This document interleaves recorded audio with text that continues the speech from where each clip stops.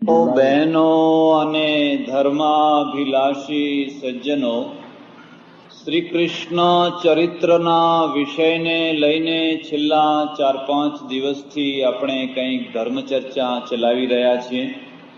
કૃષ્ણ શું છે, એનું વ્યવહારિક રૂપ શું છે, એનું આધ્યાત્મિક રૂપ શું છે, એ જાણવા માટેનો પ્રયત્ન ચાલી રહ્યો છે. જે ગઈકાલે આવ્યા હશે એમને ખબર હશે કે કૃષ્ણની શ્રીમદ ભાગવતની અંદર જે જન્મસ્થિતિ બતાવવામાં આવી છે એ લૌકિક નથી. એટલા માટે કૃષ્ણનો જન્મ નથી, પ્રાકટ્ય છે. જન્મમાં અને પ્રાકટ્યમાં એક મુદ્દાનો ભેદ છે. એ ભેદ પછી કહું તમને, પણ આજની કથા પ્રારંભ કરું એના પહેલા એક ખાસ મુદ્દાની વાત સૌએ ધ્યાનમાં રાખવાની છે. ધ્યાન દેજો. પૂજા ઉપાસના 4 પ્રકારની છે. 4 પ્રકાર. દુનિયાભરના જેટલા ધર્મો છે એ તમામ ધર્મોને જો તમે આવરી લો તો 4 પ્રકારની ઉપાસના અથવા 4 પ્રકારની પૂજા લોકો કરતા હોય છે. પહેલી જે સ્થૂલ છે એને સૃષ્ટિ પૂજા કહેવાય છે, સૃષ્ટિ પૂજા. પછી બીજી છે એને વ્યક્તિ પૂજા, ત્રીજી છે એને દેવ પૂજા, અને ચોથી છે એને ઈશ્વર પૂજા, બ્રહ્મ પૂજા. 4 શબ્દો યાદ રાખજો. સૃષ્ટિ પૂજા, વ્યક્તિ પૂજા, દેવ પૂજા અને બ્રહ્મ પૂજા, ઈશ્વર પૂજા. 4 પૂજાઓ છે. કેટલાક ધર્મો છે એ સૃષ્ટિ પૂજાને નથી માનતા. ઇસ્લામે ચોખ્ખું કહી દીધું કે ખબરદાર, સૃષ્ટિને કોઈ પદાર્થની પૂજા ના કરીશ. સૃષ્ટિનો કોઈ પણ પદાર્થ ગમે તેટલો ઊંચો હોય, મોટો હોય, મહાન હોય, પણ સૃષ્ટિના કોઈ પદાર્થની પૂજા નહીં કરવાની. આપણે હિન્દુઓ સૃષ્ટિ પૂજક છીએ. ભેદ સમજજો. હિન્દુઇઝમને સમજવું હોય તો આ બેયના ભેદને સમજજો. એટલે તમે દુનિયાના એકે એક પદાર્થની પૂજા કરો છો. ધરતીની પૂજા કરો છો. ભૂમિ માતા છે. એક ખેડૂત જ્યારે ખેતરમાં જાય છે તો પહેલા ધરતીને પગે લાગે છે. એક દુકાનદાર જ્યારે દુકાન ખોલવા જાય છે તો પહેલા દુકાનને પગે લાગે છે. એવી કઈ વિધિ છે, એવી કઈ પ્રક્રિયા છે જેમાં તમે કોઈ વસ્તુને ના નમતા હો, ના પૂજતા હો, એક વસ્તુને. એટલા માટે આપણે ગાયને પૂજીએ. ગાયની જ વાત જવા દો. આપણા જે પર્વો છે, ઉત્સવો છે, ઉત્સવોની અંદર એટલી બધી વાતો આવે. ઘાસની પણ પૂજા થાય, બીલીના ઝાડની પૂજા થાય, પીપળાની પૂજા થાય, નદીઓની પૂજા થાય, પર્વતોની પૂજા થાય, શિખરોની પૂજા થાય, એક ગ્રહોની પૂજા થાય, ચંદ્રની પૂજા થાય, દૂર દૂર સુધીના પદાર્થો, એ બધાની પૂજા થાય. ઘણીવાર આજકાલના માણસોને એવો પ્રશ્ન થાય કે આ બધાની પૂજા કરવાનો અર્થ શું છે? સૂર્યની પૂજા થાય તો આ બધાની પૂજા કરવાના પાછળનો અર્થ શું છે? એના પાછળનો પણ હેતુ છે, અને હેતુ સમજવા જેવો છે. મારું તમને એક ખાસ કહેવું છે કે તમે તમારા સિદ્ધાંતોને સમજો. જો તમે તમારા સિદ્ધાંતોને સમજી શક્યા હશો તો તમે કદી લઘુતા ગ્રંથિથી નહીં પીડાઓ. અને જે વ્યક્તિઓ લઘુતા ગ્રંથિથી પીડાતા હોય છે એ કદી પણ સ્વમાનપૂર્વક તેજસ્વી થઈને જીવી નથી શકતા હોતા. એમના અંદરનું લઘુતા ગ્રંથિ એમને કોતરી ખાતી હોય છે, જેમ ઉંદર કોતરતો હોય એમ. અમે નાના છીએ, અમે કંઈ નથી, અમે કંઈ નથી, અમે ખોટા છીએ, આ બધા અમારા કરતા ઘણા સારા છે, ઘણા સાચા છે. એક વાર તમારા મગજમાં આ વાત પેસી ગઈ, તમારું સ્વમાન ખતમ થઈ ગયું, ખલાસ થઈ ગયું. જીવનનો વિનાશ એક તરફ લઘુતા ગ્રંથિમાં છે, બીજી તરફ જીવનનો વિનાશ ગુરુતા ગ્રંથિમાં છે. એક બીજી પીડા પણ છે, અને એમાં માણસને સતત એમ જ થયા કરે કે હું જ છું, જે કંઈ છું એ હું જ છું, અમે જ છીએ, અમારા જેવું કોઈ દુનિયામાં છે જ નહીં. આ ગુરુતા ગ્રંથિ છે. એ પણ જીવનનો વિનાશ છે. દુનિયામાં બીજા પણ છે, તમે એકલા જ નથી, તમારા સિવાય પણ છે. તમારી પાસે જ જ્ઞાન નથી, બીજાની પાસે પણ છે. એટલે જીવન લઘુતા ગ્રંથિમાં પણ નથી, જીવન ગુરુતા ગ્રંથિમાં પણ નથી. વિવેકાનંદે શું કર્યું? વિવેકાનંદે જોયું કે એ એમના સમયનો જે શિક્ષિત હિન્દુ સમાજ લઘુતા ગ્રંથિમાં એવો સપડાયેલો, એને એમ જ થયા કરતો, દુનિયામાં હીન પ્રજા કોઈ હોય તો અમે છીએ, કારણ કે ગુલામ છે, કારણ કે કશું આવડત જ નથી, કંઈ છે જ નહીં. ફાટ ફાટ ફાટ, ધિક્કાર ધિક્કાર ધિક્કાર. અમારી આખી પ્રજા તો કેવી હલકી પ્રજા છે. અને એના કારણે જેનામાં શક્તિ હતી એ પણ શક્તિહીન થવા લાગેલા. તમારામાં શક્તિ છે, નથી એમ નહીં. એટલે જ્યારે યુદ્ધ થવાનું હતું મહાભારતનું, ત્યારે યુદ્ધની અંદર પેલો જે શલ્ય હતો એ શલ્યને કહ્યું, તમે મામા થઈને એના પક્ષમાં જાઓ છો? કે હું વચન આપી ચૂક્યો છું, પણ એક કામ છે, હું એના પક્ષમાં રહીને તમારું કામ કરીશ, એના પક્ષમાં રહીને અમારું કામ કરીશ. કે હા, હું રહીશ કૌરવોના પક્ષમાં, પણ કામ તમારું કરીશ. એ કેવી રીતે? હું હંમેશા એને ઉતારતો રહીશ, પેલા કર્ણનો સારથી થઈશ અને એને હળધૂત કરતો રહીશ. એટલે જયારે કર્ણ બરાબર ટેમ્પામાં આવે, બરાબર જોરમાં આવે, એટલે પેલો એને કહે, હે દાસી પુત્ર, હે શુદ્ર, હે તને કઈ આવડતું નથી, તું નકામો છે, તું આવો છે. એટલે પેલાનું આખી શક્તિ છે એ શક્તિ ડાઉન થઈ જાય, હલકી થઈ જાય. તમારા અંદર પણ ઘણી વાર આવા શલ્યો પાકતા હોય. તમારા અંદર પણ આવો કોઈ શલ્ય બેઠી ગયો હોય અને જે તમને સતત એમ કયા કરતો હોય કે આ દુનિયાની પ્રજામાં તમે કંઈ જ નથી, કશું જ નથી, તમારી પાસે તો કોઈ જ્ઞાન નથી, કઈ આવડત નથી, આ બધું શું ચિતરીને બેઠા છો. અને એક વાર જો તમારા મગજમાં પેસી ગયું તો કર્ણના જેવા તમે બહાદુર હોવ, બાણાવળી હોવ, પણ તમારી શક્તિ ખતમ થઈ જવાની, તમારી શક્તિ સમાપ્ત થઈ જવાની. એટલે એક તરફ તો ધર્મ છે, ધર્મ ગુરુ છે, આચાર્ય છે, લઘુતા ગ્રંથિને છોડાવે. બીજી તરફ પેલી જે ગુરુતા ગ્રંથિ છે, એ ગુરુતા ગ્રંથિમાં જો માણસ ફસી જાય તો અહંકારી થઈ જાય, વિવેક ના રહે, ગુણગ્રાહી ના થાય, પછી આખી દુનિયામાં એને હલકાપણું જ દેખાયા કરે. એટલે ગુરુતા ગ્રંથિ પણ એટલો જ દોષ છે, લઘુતા ગ્રંથિ પણ એટલો જ દોષ છે. તો પહેલા તમે તમારા સ્વરૂપને સમજો, તમારી વાતને સમજો. શા માટે આપણે એક વસ્તુને નમીએ છીએ? એક એટલે સુધી કે હું કાશીમાં રહું તો અમારા એક હતા મહાત્મા, મહંત હતા, ધર્માનંદજી એમનું નામ. એ બધા તહેવારો ઉજવે, એક તહેવાર, એમના તહેવારો રોજ ચાલતા જ હોય. એમાં એક દિવસે મને કહ્યું કે આજ તો શ્વાન ચતુર્થી છે, એટલે આજ કૂતરાની ચતુર્થી છે, જાઓ કોઈ જગ્યાએથી કૂતરું લઈ આવો, એની પૂજા કરશું. ગાયની તો પૂજા થાય, કદાચ ઘોડાની પણ થાય, બધાની, પીપળાની થાય. હવે આ કૂતરાની પૂજા કરવાની, જાઓ એ તો લઈ આવો. અમે બધા 2-4 છોકરાઓ બધા નીકળ્યા કૂતરું ખોળવા માટે. આ કૂતરા એવા કે ના જોઈતા હોય ત્યારે આઈને ઉભા જ હોય, અને ખરેખર જયારે જોઈતા હોય ત્યારે આવે જ નહીં. મુશ્કેલે કંઈક હાથમાં આવ્યું અને એને લલચાવતા બરાબર ઉંબરા સુધી લાવીએ ને પેલું અંદર ના આવે, પાછું છટકી જાય. વળી પાછો રોટલો લઈ અને જઈએ અને જેમ તેમ કરતા ઠેઠ અંદર સુધી, મઠમાં ઠેઠ સુધી લાવ્યા. પેલા તો પૂજા બધી તૈયાર રાખેલી.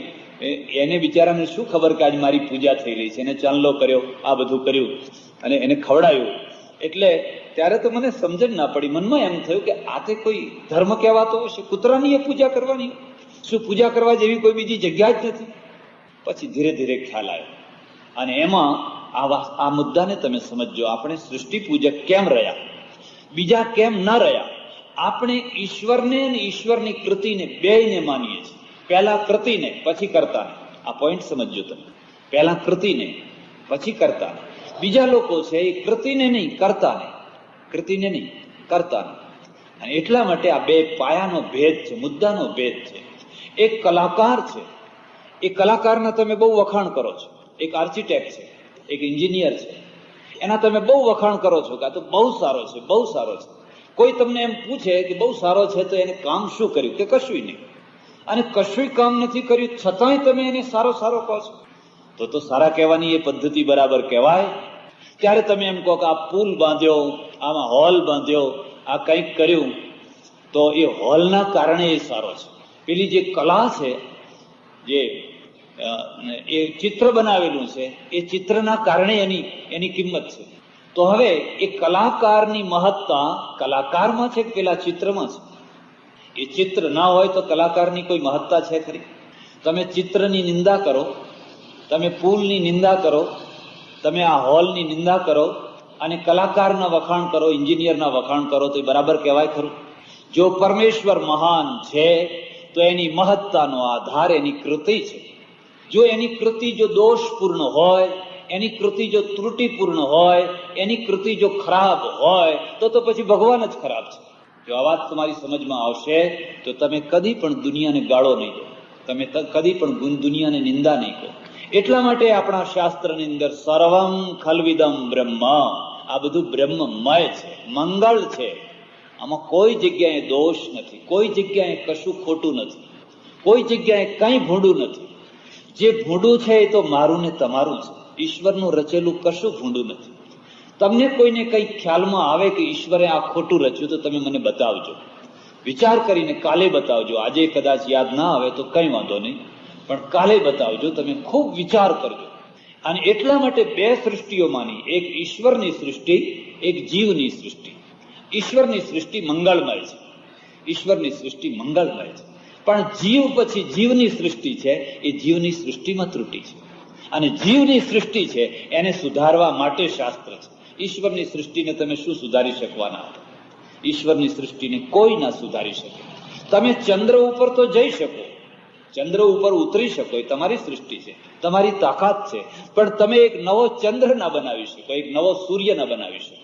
લાવો આપણે એક બીજો નવો એક ચંદ્ર બનાવી દઈએ, નવો એક સૂર્ય બનાવી દઈએ. તમારી એક લિમિટ છે, એક મર્યાદા છે. તો ધ્યાન દેજો, ઈશ્વરની જે સૃષ્ટિ છે એ ઈશ્વરની સૃષ્ટિ એની મેળે આપોઆપ પૂર્ણ છે. એમાં કોઈ ત્રુટિ નહીં, કોઈ ભૂલ. તમારા શરીરની રચનાથી માંડી અને આ દુનિયાના રેગિસ્તાન જુઓ, વિશાળ સમુદ્રો જુએ. એક માણસે મને આવીને કહ્યું કે મહારાજ, આ 3 ગણું પાણી અને 1 ભાગમાં જમીન છે, એના કરતા 3 ભાગમાં જમીન હોત અને 1 ભાગમાં દરિયો હોત તો આ જમીન આટલી બધી ઓછી પડે છે લોકોને, આટલી બધી ઓછી જમીન પડે છે, એના કરતા 3 ગણી જમીન દુનિયાને મળી હોત અને દરિયો તો થોડો ઓછો હોત તો માથાકૂટની ટ્રેન વધારે ચલાવો. આવો પ્રશ્ન કર્યો. વિચાર કરી શકો છો શું અનર્થ થાત એમાંથી, કેટલા મોટા અનર્થો થાત. 3 ગણો દરિયો હોવા છતાં પણ 1 ભાગની ધરતી માટે પૂરો વરસાદ બરાબર નથી આવી શકતો, અથવા માપસરનો કંક આવે છે. એની જગ્યાએ જો 1 જ ભાગનો દરિયો હોત ને 3 ભાગની જમીન હોત તો પછી રણ જ રણ હોત. તો 1 ભાગનો દરિયો આ 3 ભાગની જમીન માટે પૂરો વરસાદ પૂરા વાદળા ના બાંધી શકે, અને પૂરા વાદળા ના બાંધી શકે તો આ 1 ભાગની ધરતી પછી લીલી રહી શકે? વાત સમજાય છે? વાત ખ્યાલ આવે છે? એટલા માટે આ મુદ્દાને યાદ રાખજો. હિન્દુઇઝમ શું છે? હિન્દુઇઝમ કહે છે કે તમે કર્તાને માનો પણ એની કૃતિને પણ માનો, એની કૃતિને પણ માનો. અને એટલે જ્યારે તમે પરમેશ્વરને માનો છો તો આપણે પરમેશ્વરના બનાવેલા સૂર્યને પણ માનીએ છીએ, એના બનાવેલા પહાડોને પણ માનીએ છીએ, નદીઓને પણ માનીએ છીએ, વૃક્ષને પણ માનીએ છીએ, એક વસ્તુને માનીએ છીએ. એની કૃતિનો આદર કરવો એ જ કર્તાનો આદર કરવો છે. કોઈ કલાકાર હોય, એના દોરેલા ચિત્રને તમે લાત મારો અને કલાકારને હાર પહેરાવો. એના દોરેલા ચિત્રને તો તમે લાત મારો અને પેલા કલાકારને જઈને હાર પહેરાવો, તો એ વિવેક કહેવાય કે અવિવેક કહેવાય? એ અવિવેક કહેવાય. એટલે એ કલાકારનું બહુમાન જો કરવું હોય તો પહેલા એના ચિત્રનું માન કરો, અને એના ચિત્રનું માન કરવું હોય તો એ ચિત્રો લાખો ડોલરના ખરીદાતા હોય છે, લાખો ડોલરની અંદર. એના પાછળ કેટલી મોટી માઇકલ એન્જેલો હોય, તમે ફ્લોરેન્સમાં જઈને જુઓ, ઇટાલીમાં, એના બધા પૂતળાઓ, ચિત્રો એટલા બધા ફાઇન, એટલા બધા સુંદર છે.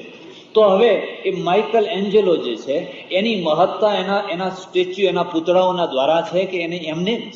બસ આ જ વસ્તુ છે. હિન્દુઇઝમને જો સમજવું હોય, આપણે સંસારની એક વસ્તુને કેમ નમીએ છીએ? શા માટે નમીએ? સ્ત્રીને, પતિને નારાયણ કહેવાનું કેમ કહ્યું? અને પતિ માટે સ્ત્રી લક્ષ્મી રૂપ કેમ માની? એટલા માટે માની કે આખા દુનિયાની અંદર બધે બ્રહ્મભાવ કરવાનો છે, બધે. એટલા માટે સ્ત્રીને કહ્યું તારા પતિને તું નારાયણ સમજજે, અને પતિને કહ્યું તારી સ્ત્રીને તું લક્ષ્મી રૂપ સમજજે. તમે લક્ષ્મી નારાયણ છો. અહીંયા લક્ષ્મી નારાયણ નથી. અહીં શું છે એ તો તમે જાણો છો, અહીંયા શું રૂપ વિકસ્યું છે એ તો તમે જાણો છો.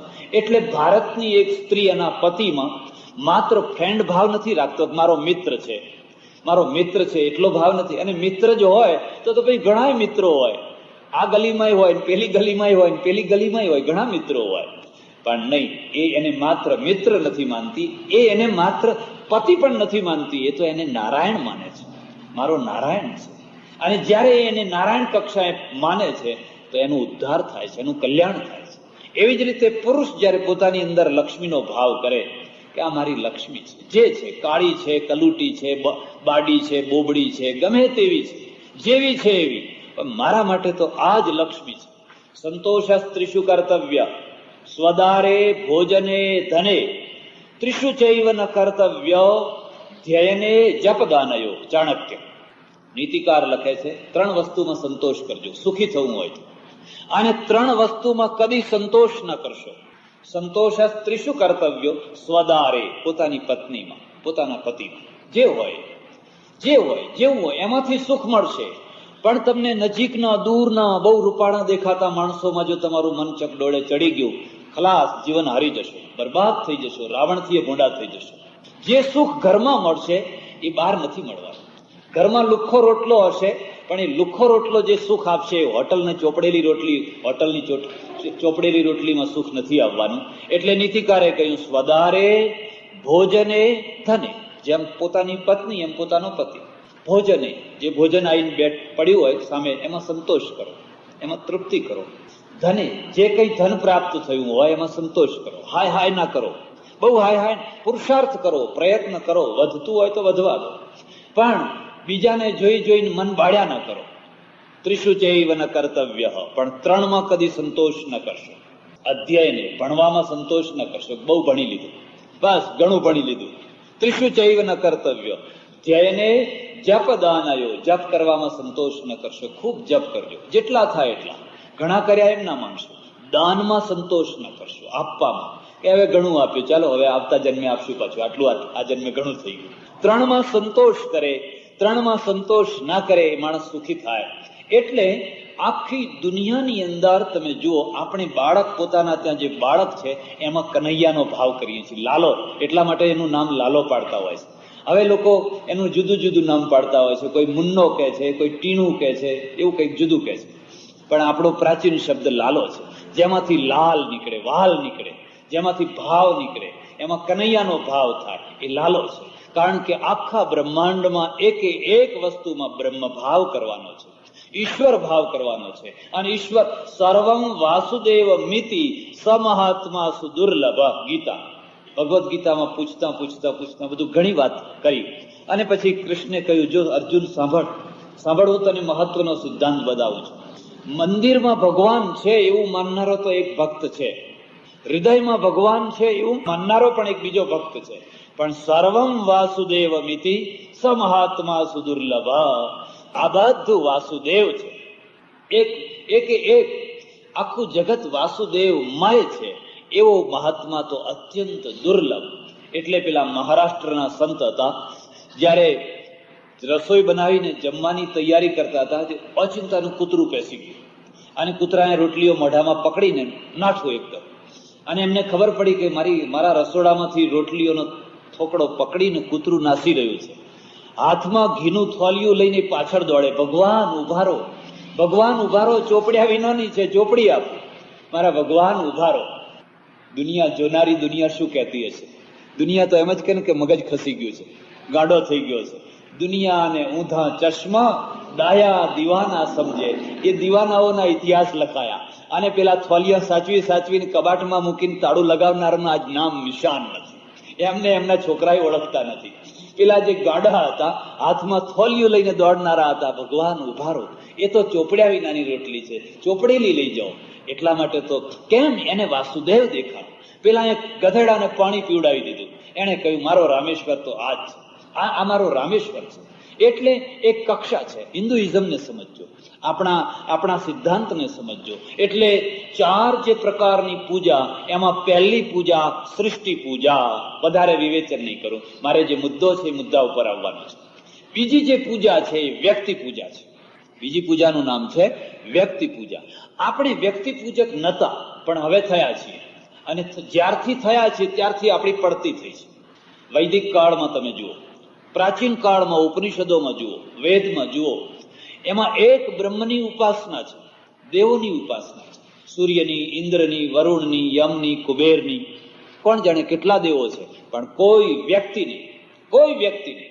પછી યાજ્ઞવલ્ક હોય કે વ્યાસ હોય કે જૈમિની હોય કે કણાદ હોય કે ગૌતમ હોય, ગમે એટલા સમર્થ ઋષિઓ હોય, 88,000 ઋષિઓ, એમાંના એક પણ ઋષિની વ્યક્તિ પૂજા નહીં.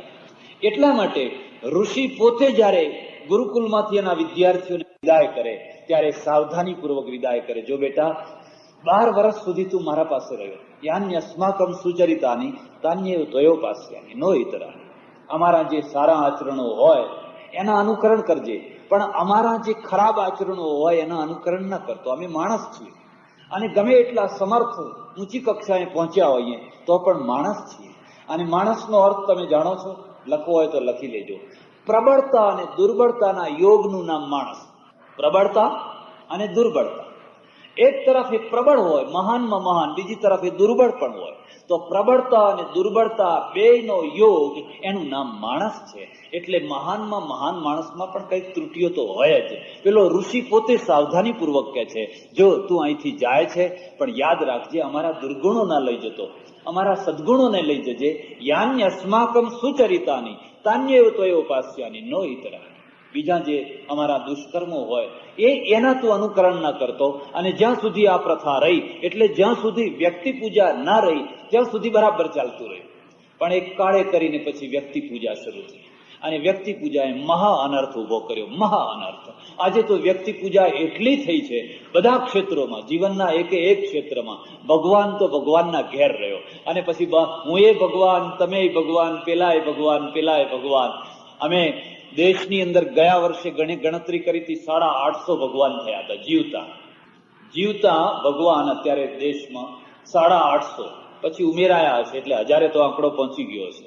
જે દેશમાં 1000 જીવતા ભગવાનો હોય એ દેશનું કેટલું મંગળ થવું જોઈએ, દેશની પ્રજા કેટલી ચારિત્રવાન અને કેટલી મહાન થવી જોઈએ. એની જગ્યાએ જો એ પ્રજા અધમ થતી હોય તો એમ સમજવું જોઈએ કે આ ભગવાન નથી, આ બધા ખોટા માણસો છે. એ બધા હજુ માણસ જ નથી થયા. ભગવાનની વાત તો બહુ દૂર થઈ, પણ હજુ સાચા અર્થમાં માણસ નથી થયા. માણસનો અર્થ એ છે ભલે એનામાં દુર્બળતા હોય પણ એની દુર્બળતાનો સ્વીકાર કરે, એનું નામ માણસ. એનામાં ગુણો હોય કે ના હોય એ પછી જોજો. એ એના દોષોનો સ્વીકાર કરવાની શક્તિ રાખે છે કે નહીં? ગાંધીજીનું જીવન ચરિત્ર જોજો, ગાંધીજીનું જીવન ચરિત્ર. તરત સ્વીકાર કર્યો છે, ભાઈ મારામાં બહુ દોષ. 60 વર્ષની ઉંમરે એમણે લખ્યું છે મારામાં આજે દોષો છે, ઘણાય દોષો છે. એમાં વાંચવું હોય તો વાંચી જોજો, કારણ કે માણસ છે. સાચા અર્થમાં એ સંત છે, સાચા અર્થમાં એ મહાત્મા છે. જે લોકો સુપરમેન થયા, જે લોકો એમ જ કહ્યું કે અમારામાં તો કોઈ દોષ જ નથી, જન્મજાત બધા મહત્તા જ ભરેલી છે, એ ઢોંગી દંભી છે.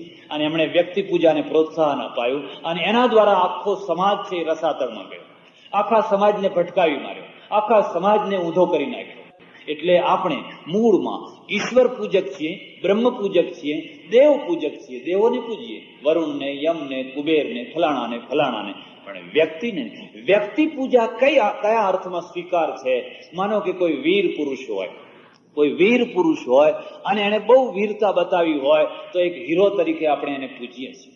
કોઈ સંત હોય, એ સંતને સંત તરીકે આપણે પૂજીએ છીએ. પણ એ સંત તરીકે તમારા ઘરની અંદર ચિત્રો હોય, એ ચિત્રોમાં તમે કોઈ સંતનું ચિત્ર રાખ્યું હોય, કોઈ શિવાજી જેવા કે પ્રતાપ જેવા વીર પુરુષનું ચિત્ર રાખ્યું હોય તો એટલા અંશમાં બરાબર છે, કારણ કે એ વ્યક્તિ પૂજા યોગ્ય છે, ખોટી નથી. પણ જ્યારે તમે કોઈ વ્યક્તિને પરબ્રહ્મ કક્ષાએ મૂકી દો છો ત્યારે તમને ખબર નથી તમે કેટલો મોટો અનર્થ કરો છો. ત્યારે તમને ખબર નથી કે તમે સમાજમાં કેટલી મોટી ઉથલપાથલ કરી રહ્યા છો. અને પછી મારા જેવા કેટલાય લોકો માટે એક ખોટો રસ્તો ખોલી દો છો કે તમે હવે થઈ શકો છો, તમે હવે થઈ શકો. રજનીશ એક વાર એમ કહેતો હતો કે રશિયામાં ઈશ્વરની કતલ થઈ, ચાઇનામાં ઈશ્વરની કતલ થઈ અને ઇન્ડિયામાં પણ ઈશ્વરની કતલ થવાની છે, ભગવાનની કતલ થવાની છે. એવું બોલનારો પોતે એક ટાઈમે ભગવાન બની બેઠો, પોતે જાતે ભગવાન. જેણે એમ કહ્યું કે આ દેશોમાં ભગવાનની કતલ થઈ ચૂકી છે અને હવે ઇન્ડિયામાં પણ કતલ થવાની છે, એ માણસ પોતે કેમ ભગવાન થયો? વિચાર કર્યો કોઈ વાર? એને જોયું એના ટોળું, જે એના પાછળ જે ફિદા થયેલું ટોળું, એના પાછળ જે ખૂબ અહોભાવ ધરાવનારું ટોળું, એને આચાર્ય રજનીશ કી જય બોલતા બોલતા ભગવાન રજનીશ કી જય બોલી. એકાદ હરક પદુડા માણસે એને જોયું કે આ તો ભગવાન થવું તો બહુ સરળ વાત છે. જો બુદ્ધ ભગવાન થઈ શકે, મહાવીર ભગવાન થઈ શકે, રામ ભગવાન થઈ શકે, કૃષ્ણ ભગવાન થઈ શકે, તો હું શા માટે ના થઈ શકું? હું એ માણસ છું, હું કેમ ના થઈ શકું? અને જો હું થઈ શકું તો તું થઈ શકે તો પછી હું કેમ ના થઈ શકું? અને જો હું થઈ શકું તો મારો શિષ્ય કેમ ના થઈ શકે? તમને ખબર છે આ અનર્થ ક્યાં જઈને ઉભો રહેશે? આ અનર્થને કોણ રોકી શકશે? અને એટલા માટે હિન્દુ સમાજ એવો ગૂંચવાઈ ગયો છે, એમાંથી જો એને બહાર કાઢવો હોય તો એક પહેલામાં પહેલી અનિવાર્ય શરત છે, એને વ્યક્તિ પૂજાથી દૂર ખસવું જોઈએ, એને વ્યક્તિ પૂજાથી સાવધાન રહેવું જોઈએ. એટલે સુધી આકાશમાં કોઈ ઉડતો હોય, પાંખ લઈને આકાશમાં ઉડતો હોય તો એ માણસ જ છે. બહુ બહુ તો સિદ્ધ પુરુષ હોય, સમર્થ પુરુષ હોય, પરબ્રહ્મ નહીં, પરમેશ્વર નહીં, પરમેશ્વર નહીં. એ ગમે એટલા ચમત્કારો કરે, ગમે એટલું કરી શકે તો એ માણસ જ છે. માણસમાં પણ આવી શકે, એમાં કઈ મોટી વાત હતી? આજે જમ્બો ઉડે છે, એ મોટો ચમત્કાર નથી? આજે તો કેટલા પ્લેનો ઉડે છે, ત્યાં સબમેરીન નીચે જે સમુદ્રમાં હોય છે. એટલે એક આ બીજી પૂજા છે, એમાંય પણ વધારે નહીં, ઉડાણમાં નહીં ઉતરું, વિષયાંતર થઈ જશે. ત્રીજી દેવ પૂજા છે અને ચોથી બ્રહ્મ પૂજા છે. ચોથી છે એ ઈશ્વરની, બ્રહ્મની પૂજા છે. શ્રીમદ ભાગવતની અંદર જે કૃષ્ણ છે એ કૃષ્ણ કોણ છે? બ્રહ્મ છે, વ્યક્તિ નથી, દેવ નથી. એ પોતે સાક્ષાત નારાયણ બ્રહ્મ છે. અને એ બ્રહ્મ છે એ જ વાત કરવા માટે મારે તમને આ લાંબો ઇતિહાસ કહેવો પડ્યો. આ 4 પ્રકારની પૂજાઓ છે. તમારા ઘરમાં જાત જાતના તમે ફોટાઓ રાખ્યા હોય, આપણા ત્યાં તો એવું કહેવાય છે કે જેટલા મળે એટલા લાવી મૂક્યા જ કરવાના. અહીંથી મળ્યો તોય લાવો, અને અહીંથી મળ્યો તોય લાવો, અને અહીંથી મળ્યો તોય લાવો. ઘણી જગ્યાએ તો જોઉં તો અડધો રૂમ બધો ભરાઈ ગયેલો હોય, કેટલાના તો 2 માળ ભરાઈ ગયા હોય ઉપર નીચે, અને છતાંય ખૂટતું હોય, લાવી મૂક્યા જ કરે. જોકે એક વાત પણ સારી છે, એના કારણે એ સહિષ્ણુ થયો છે, એના કારણે એમાં અસહિષ્ણુતા નથી. એના કારણે એ બધાને માને છે કે આ એ ખરું ને આ એ ખરું ને આ એ ખરું. અને વાત પણ સાચી છે, વાત પણ સાચી છે. જો એમાં તાત્વિક દૃષ્ટિ જાગે તો, અને તાત્વિક દૃષ્ટિ ના જાગે ત્યાં સુધી એ જુદી કક્ષામાં છે. આ બધું બ્રહ્મમય છે, પછી કોઈના સાથે વિરોધ નથી, આ બધું બ્રહ્મમય છે. ત્યારે હવે પેલો જે કૃષ્ણ છે એ કૃષ્ણ દેવકીના ગર્ભમાંથી જન્મ્યા 8મો બાળક તરીકે. અને કાલે એની ચર્ચા કરવામાં આવી કે એ તો સ્થૂલ રીતે તો ઘટી જ ન શકે. કાલની ચર્ચાનું પુનરાવર્તન નહીં કરું, પણ તમને એમ લાગે કે ખરેખર આ લૌકિક ઘટના નથી તો તમારે એના આધ્યાત્મિક અંશમાં આવવાનું. ચાલો કાલની એક બીજી બાકી રહેલી વાત પણ થોડીક કરી દો. પેલા ભાઈ દાવલપુરાવાળા બેઠેલા છે મારા આગળ, અને મને કહે છે કે આ પ્રગટ ઉપાસના અને અપ્રગટ ઉપાસના એ બેમાં ભેદ શું છે? મેં એમને સમજાવ્યું. મેં કહ્યું જો કોઈ પણ હોય, દેહની પ્રગટ ઉપાસના હોય, બ્રહ્મ પ્રગટ નથી, બ્રહ્મ અપ્રગટ છે. દેહ પ્રગટ છે, ભૂતો પ્રગટ છે, આ હોલ પ્રગટ છે, પરમેશ્વર પ્રગટ નથી. પરમેશ્વર પ્રગટ હોય તો દુનિયામાં કોઈ નાસ્તિક ન હોય, કોઈને એના માટે પ્રૂફ આપવાનું ન હોય. સૂર્યના માટે કોઈ નથી એમ કહેતું હું સૂર્યને નથી માનતો, કારણ કે સૂર્ય પ્રગટ છે. સૂર્યના માટે કોઈ એમ નથી કહેતું કે અમે સૂર્યને નથી માનતા. પણ ઈશ્વર વિશે એમ કોઈ કહી શકે કે હું નથી માનતો હોય તો બતાવો. ત્યારે તમે જેને પ્રગટ કહો છો એ શરીર છે, એ દેહ છે, કોઈ પાર્થિવ પદાર્થ છે, એ તત્વની અંદર રહેનારું જે તત્વ છે એ અપ્રગટ છે. મારો આત્મા, તમારો આત્મા, બીજાનો આત્મા, ભૂતકાળમાં કોઈ થયેલ એનો આત્મા એ પ્રગટ નથી, એ અપ્રગટ છે. અને એ એક છે, એક જ છે, એક જ બ્રહ્મ છે, એક જ બ્રહ્મ છે. એના શરીર, એના ઉપરના આકાર ભલે જુદા જુદા હોય, તમે જયારે એના શરીરને જ વળગી પડો છો ત્યારે તમે એકાંગી થઈ જાઓ છો. તમે જયારે એ શરીરના અંદરના સૂક્ષ્મ પરબ્રહ્મ તત્વને વળગો છો ત્યારે પછી આખી દુનિયામાં તમારો જ ભગવાન છે, તમારા સિવાય બીજા કોઈનો ભગવાન નથી.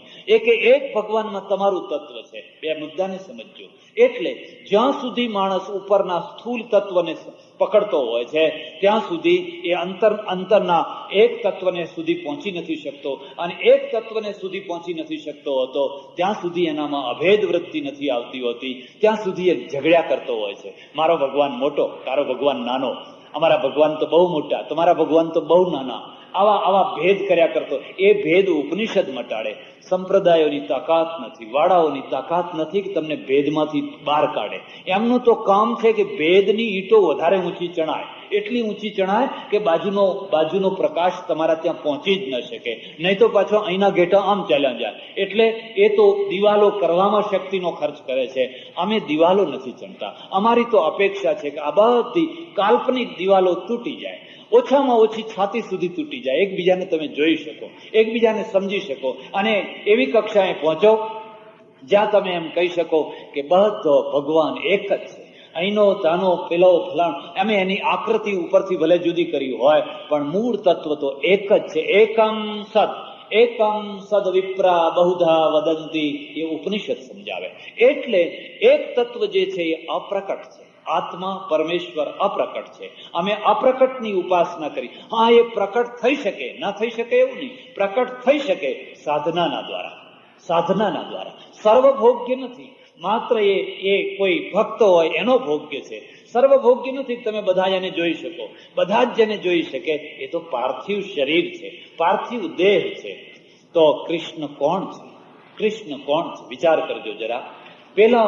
પેલા જે દેવકી અને વસુદેવના ગર્ભમાં જન્મેલો જે કૃષ્ણ, જેને પૂતના મારવા આવી, જેનું માસીનું રૂપ ગઈકાલે કહેવામાં આવ્યું કે 3 શક્તિઓ છે, માયાના 3 રૂપ છે: જન્મ દેનારી, સંરક્ષણ ઉદ્ધાર કરનારી અને સંહાર કરનારી, પાછું એનો વિનાશ કરનારી મોહિની શક્તિ.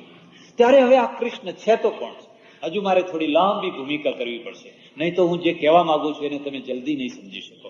કેમ નહીં સમજી શકો એનું પણ કારણ છે.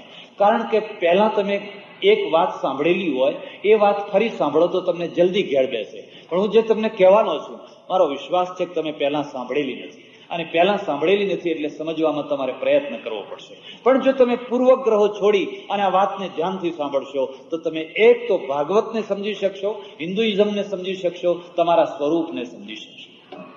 આ મહાદેવ કોણ છે? કૃષ્ણની વાત પછી કરું. આ મહાદેવ છે, મહાદેવ કોણ છે? એમના બાપનું નામ શું છે? એમની માનું નામ શું છે? કઈ તિથિએ જન્મ્યા? કૃષ્ણ તો શ્રાવણ વદ 8મની રાતના 12 વાગે પ્રગટ્યા એમ માનો, એટલે એમની જયંતિ ઉજવીએ છીએ. પણ મહાદેવજીની કોઈ વાર જયંતિ આવે છે ખરી? શિવરાત્રી છે, એ શિવરાત્રી જયંતિ નથી. ત્યારે મહાદેવ કોણ છે? એના મા બાપની ખબર છે કોઈને? એના મા બાપની ખબર નથી. ત્યારે કોણ છે? એ તો અજન્મા શાશ્વત તત્વ. એ શાશ્વત તત્વ કેવી રીતે આવો આકાર આપ્યો તો કેવી રીતે આપ્યો? એના પાછળ પણ કારણ છે. પેલો પરમેશ્વર જે છે એમાં અનંત ગુણો છે. કેટલા? 1, 2 લાખ, 2 લાખ, કરોડ, 5 કરોડ, 50 કરોડ, નહીં, અનંત ગુણો છે.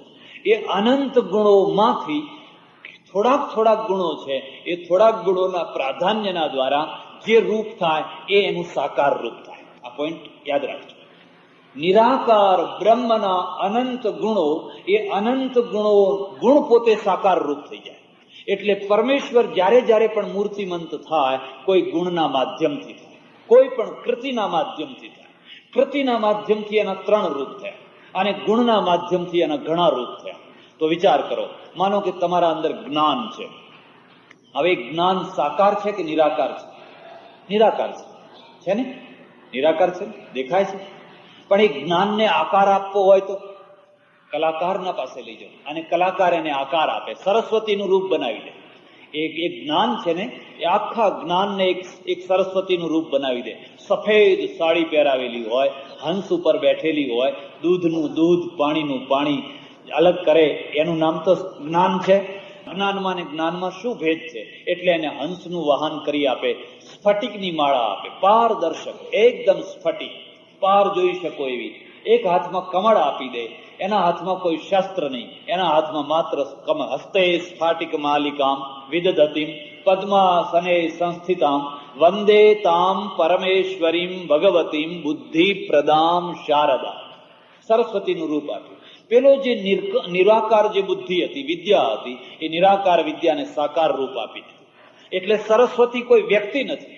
સરસ્વતી કોઈ મા બાપથી જન્મેલી કોઈ વ્યક્તિ નથી, કોઈ સ્ત્રી નથી. ત્યારે સરસ્વતી તમારા અંદર ને પરમેશ્વરની અંદર રહેલા જે અનંત ગુણો, એ અનંત ગુણોનું એક મૂર્તિમંત રૂપ છે. એમ મહાદેવ છે, એ મહાદેવ પણ એક અનંત ગુણોમાંના થોડાક ગુણોને લઈ અને એનું એક મૂર્તિમંત બનાવેલું એક સ્વરૂપ છે. પરમેશ્વરમાં જે જ્ઞાન, વૈરાગ્ય અને યોગ, આ 3 ગુણો છે. ઐશ્વર્યથી વિષ્ણુ, ઐશ્વર્ય, શૌર્ય, રક્ષણ, એ બધા ગુણોના કારણે વિષ્ણુનું રૂપ થયું. અને જે જ્ઞાન, વૈરાગ્ય અને યોગ છે, એ ત્યાગ જે છે, એ બધા ગુણોના કારણે મહાદેવ બનાવ્યા. અને એટલે આખા મહાદેવનું તમે સ્વરૂપ જોજો. આથી વધારે કોઈ મોટો ત્યાગ ના હોય, આથી વધારે કોઈ ત્યાગ ના હોય. પેલા ભગીરથે તપ કર્યું, પોતાના પૂર્વજોના ઉદ્ધાર માટે. અને જ્યારે ગંગા પ્રસન્ન થયા અને ગંગાએ કહ્યું કે હું આવું નીચે તારા પૂર્વજોનો ઉદ્ધાર કરવા માટે, પણ મારા વેગને, મારા પછડાટને કોણ સહન કરશે? મારા પછડાટને સહન કરે એવી કોઈ વ્યક્તિ લઈ આવો. વિષ્ણુ પાસે ગયા. વિષ્ણુએ કહ્યું, જો ભાઈ, કંઈક માલમલીદા હોય, માખણ મિશ્રી ખાવાની હોય, એવું તેવું હોય તો મને બોલાવજે. આવું કામ હોય ત્યારે મને ના બોલાવો. ઘણા લોકોમાં આવી ટેવ હોય. ઘણા લોકો હોય ને વિષ્ણુ રૂપ હોય, એમને તમે પાર્ટીમાં બોલાવો, હાજર થઈ જાય. તમારે ટાઈમ સર થોડાક વહેલા આવી જાય કે આજે જમવાનું છે, પાર્ટી છે, શ્રીખંડપુરી છે, આવી જ જાય. પણ તમે એમ કહો કે હોલ ચોખ્ખો કરવાનો છે, કે હોલમાં કંઈક કામ કરવાનું છે, કે ફલાણું કંઈક કામ કરવાનું છે, તો આવજો, કે છે બહુ તકલીફ છે, ટાઈમ જ નથી. એમ કે ક્યાં ટાઈમ છે? આવાય માણસો હોય. તો એના માટે પણ બીજા માણસો હોય. એના માટે એ તમે ના બોલાવો તો આવીને ઉભો રહે પાછો. એ એની મોટર બંધ કરીને આવે, એની જોબમાંથી રજા લઈને આવે, એ પાછો હોય. એ મહાદેવ હોય. આ દુનિયામાં વિષ્ણુ છે ને મહાદેવે છે. હોય તો જ દુનિયા કામ ચાલે, નહીં તો કામ ચાલે. બધા જ વિષ્ણુ થઈ જાય તો કામ ના ચાલે, બધા મહાદેવ થાય તો પણ કામ ચાલે. મહાદેવ પાસે ગયા. મહાદેવે કહ્યું, જા, હું આવીશ. અને હિમાલયના એક ઊંચા શિખર ઉપર જઈને મહાદેવ ઉભા રહ્યા. પેલી ગંગા છે ને, ઉપરની ગંગા, એને આમ નીચે નજર કરી. એક ઝીણું નાનું સરખું માણસ દેખાયું. એક મુદ્દો યાદ રાખજો, જેમ લક્ષ્મીનો અહંકાર હોય, જેમ રૂપનો અહંકાર હોય, યુવાવસ્થાનો અહંકાર હોય, કુળનો અહંકાર હોય, એ બધા કરતા જ્ઞાનનો અહંકાર વધારે હોય. પેલા અહંકારને જ્ઞાનથી છોડાવી શકાય, પણ જ્ઞાનના અહંકારને કોનાથી છોડાવી શકાય? ભક્તિ વિના ના છૂટે. કેટલું જ્ઞાન હોય, ગમે એટલું પાંડિત્ય હોય, પણ એ જ્ઞાન સાથે જ્યાં સુધી ભક્તિ ના ભળે ત્યાં સુધી જ્ઞાન શુદ્ધ ના થાય. જ્ઞાનની શુદ્ધિ ભક્તિથી થતી હોય છે. ભક્તિ એને શુદ્ધ કરે, એને પછી બિલકુલ નિરહંકારી બનાવે. હજુ તો પેલું ઉપરનું છે, એને આમ નીચે જોયું, અને નીચે જોઈને એ ગંગા હસી કે વિચારું એક માણસ લાઈન ઊભું કર્યું છે, હમણાં પડીશ ને એક કણકલાની માફક ખેંચી જવાનો છે. અને માર્યો જોરથી કૂદકો, ધડામમાં દઈને પડી નીચે. પડી તો ખરી, પણ વર્ષો નહીં, યુગો વીતી ગયા, યુગો. મહાદેવની જટામાં ફર્યા જ કરે, ફર્યા જ કરે, ફર્યા જ. નીકળવાનો કોઈ છેડો જ ના આવે. એક કોઈ જગ્યાએ ના નીકળી શકે. યુગો સુધી એ ભટકતી રહી, રખડતી રહી, ભટકતી રહી. અને પછી એનો અહંકાર છે એ હાર્યો, અને એને હાથ જોડીને નમસ્કાર કર્યા. મહાદેવ ભગવાન, હું તમને સમજી ન શકી, હવે મને જગ્યા આપો, મારે બહાર નીકળવું છે, મને જગ્યા આપો. તમારી જટાઓનો કોઈ પાર નથી, કોઈ અંત નથી. મુહુર દ્યૌર દ્યૌ સ્તંયા ત્યાની ભૃત જટા તાહડી તથટા જગત રક્ષા યૈત્વમ નટસી નનુવા મયીવ વિભૂતા. તારી જટાનો કોઈ છેડો નથી, મને થોડીક જગ્યા આપ, મારે બહાર નીકળવું છે. મહાદેવે ધીરે રહીને એક લટ ઢીલી કરી, એક આગળના બાલ જરા થોડા ઢીલા કર્યા. ગંગાજી એમાંથી નીકળ્યા, ગૌમુખ થયો, ગંગોત્રી થઈ, અને ગંગા સાગર થયો. અર્થ સમજાય? એના પાછળનો ભાગ આ જે જટા છે એ વૈરાગ્ય છે. તમારા મસ્તિષ્કની અંદર વૈરાગ્યની અનંત જટાઓ ભરેલી હોય તો ઉપરનું પેલું જે સુપર માઇન્ડ, જે સુપર જ્ઞાન છે, એ બ્રહ્મ જ્ઞાન તમારા અંદર આવી શકે. તમે એને ઝીલી શકો, તમે એને બરાબર હજમ કરી શકો. તમારા અંદર વૈરાગ્યની જટા હોય જ નહીં, અને તમને કોઈ બ્રહ્મ જ્ઞાન આપે તો નહીં ઝીલી શકો. તમે પોતે તણાઈ જવાના એમ. એટલે અથવા તો બ્રહ્મ જિજ્ઞાસામાં પહેલા લખ્યું છે સાધન ચતુષ્ટય. ચાર પ્રકારના સાધન હોય, એને જ આ તત્વ આપવાનું, નહીં તો એ પોતે ખેંચી જશે, પોતે તણાઈ જશે. મહાદેવ છે એ જટાઓ બીજું કોઈ નથી. એ જટા એ પોતે સ્વયંમાં એક જ્ઞાન, વૈરાગ્ય છે. અને વૈરાગ્યના કવચમાં જ્ઞાન રહે. વૈરાગ્યનું કવચ ન હોય અને એકલું જ્ઞાન હોય, એ તો વકીલનું જ્ઞાન છે, એ તો પ્રોફેસરનું જ્ઞાન છે, એ તો બજારમાં ખરીદી શકાય એવું વેચાતું જ્ઞાન છે. એ જ્ઞાન લૌકિક જ્ઞાન છે. પણ જેના વૈરાગ્યના કવચમાં મૂકેલું જે જ્ઞાન હોય એ જ બ્રહ્મ જ્ઞાન છે. એ જ સગરના પુત્રોનો ઉદ્ધાર કરે, બીજું જ્ઞાન ઉદ્ધાર ન કરી શકે. એટલે મહાદેવ કોણ છે? સ્મશાનમાં કોણ રહે? ભભૂતિ કોણ ચોડે? ગળામાં નાગને કોણ ધારણ કરે? એક વાત કહેવા બેસું તો આખો ટાઈમ એમાં જ ચાલ્યો જાય. મહાદેવના સ્વરૂપમાં જ કેમ ગળામાં નાગ છે? નાગ એ મૃત્યુ છે, નાગ એ કાળ છે કે નહીં? નાગનું નામ જ કાળ છે. વિષ્ણુ છે ને, એને વૈજયંતી માલા જોઈએ. વિષ્ણુને તો કેટલા શણગાર જોઈએ, કેટલા સોના ચાંદીના દાગીના, બધા કંઈક સારું દેખાય એટલે લઈ આવે. કંઈક બજારમાં નીકળે ને કોઈ સ્ટોરમાં જાય અને કંઈક નવી ચીજ આવી હોય એટલે તરત જ લઈ લેવાની. પેલા એ કહ્યું હું દાગીનો પહેરીશ, એવો દાગીનો પહેરીશ કે જે કોઈ દિવસ કોઈ લેવા આવે જ નહીં. કદાચ હું ઊંઘી ગયો હોય ને કોઈ ભૂલે ચૂકે મારો દાગીનો લેવા આવે તો એને જ ખબર પડી જાય કે આ દાગીનો કેવી રીતે લેવાય છે. જેને કાળ છે, મૃત્યુ છે, એ મૃત્યુને સ્વયંને ગળાનો હાર બનાવ્યો છે. એથી વધારે શું મોટો વૈરાગ્ય હોય, એથી વધારે કયો મોટો ત્યાગ હોય, એ બતાવવા માટે ગળામાં નાગ પહેરાયો છે. એટલું જ નહીં, એનું ગળું લીલા કંઠનું છે, નીલકંઠ. પેલું જયારે ઝેર નીકળ્યું સમુદ્ર મંથનમાં, ઝેર નીકળ્યું, રત્નો પછી નીકળે. તમારે રત્નો જોતા હોય ને પહેલા ઝેર કાઢવું પડશે, નહીં કાઢો તો પહેલા નીકળવાનું જ છે. ઝેર વિના રત્નો હોય જ નહીં. અને જે ઝેરને પચાવે એ જ રત્નનો અધિકારી થઈ શકે. જે ઝેરને ન પચાવે, ઝેરને ખદખદ ઝેરને પડતું મૂકીને ભાગે, એ રત્નને શું પચાવવાનો હતો? અને ભાગ્યા બધા દેવો, બધા ભાગ્યા. ત્રાહિમામ ત્રાહિમામ ત્રાહિમામ, બચાવો બચાવો બચાવો. પેલા વિષ્ણુ પાસે ગયા. વિષ્ણુ કહે નહીં ભાઈ, એ ઝેર બેર હોય આપણને ના કેવું કામ. મેં તો તમને વારંવાર કહી રાખ્યું છે, પાર્ટી બાર્ટી હોય બોલાવો આપણને. તો કોણ હવે આ ઝેરને કોણ પચાવશે? જાઓ, પેલો એક બાવો બેઠો છે સ્મશાનમાં, એનું કામ છે. અને મહાદેવ પાસે ગયા. એટલા માટે મહાદેવ આવ્યા અને શંખની અંદર એ ઝેર ભરેલું છે, હળહળતું ઝેર. અને ઝેરને જયારે મહાદેવ પી રહ્યા છે, ચિત્ર તમે જોયું છે? એ ચિત્ર, એની આંખો જોઈ છે, એનું રોમ રોમ જોયું છે? આ કોનું ઝેર છે? દુનિયાનું ઝેર છે, પોતાનું નથી. પોતાનું હોય તો આખી દુનિયા પીવે. અરે પોતાનું પીવા લોકો તૈયાર નથી હોતા, પોતાનું બીજા ઉપર ઢોળી દેતા હોય છે. પણ આ તો દુનિયાનું ઝેર છે. અને દુનિયાનું ઝેર હોવા છતાં પણ એટલા જ આનંદથી, એટલી જ ગંભીરતાથી, જાણે અમૃત પી રહ્યા હોય એવી રીતે ગાઢ ગાઢ ગાઢ ગાઢ ગાઢ પી રહ્યા છે. ત્યારથી એ મહાદેવ થયા. ત્યાં સુધી દેવ હતા, ત્યાં સુધી દેવ. અમૃત પીવે એ દેવ, પણ જે ઝેર પીને પણ જે ન મરે એ મહાદેવ કહેવાય.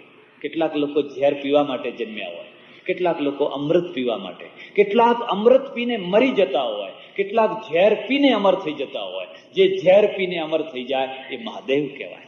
કેમ મહાદેવ અમર થઈ ગયા ખબર છે? એ ઝેર છે ને, એને જો પાછું ઓકી દીધું હોત ને, પાછું ફેંકી દીધું હોત ને, તો મહાદેવ ના થયા હોત. તો જ્યાં પડ્યું હોત ત્યાં જ ધરતીનો નાશ થઈ ગયો હોત. એ ઝેરને જો પેટમાં ઉતારી ગયા હોત ને તો પોતે મરી ગયા હોત.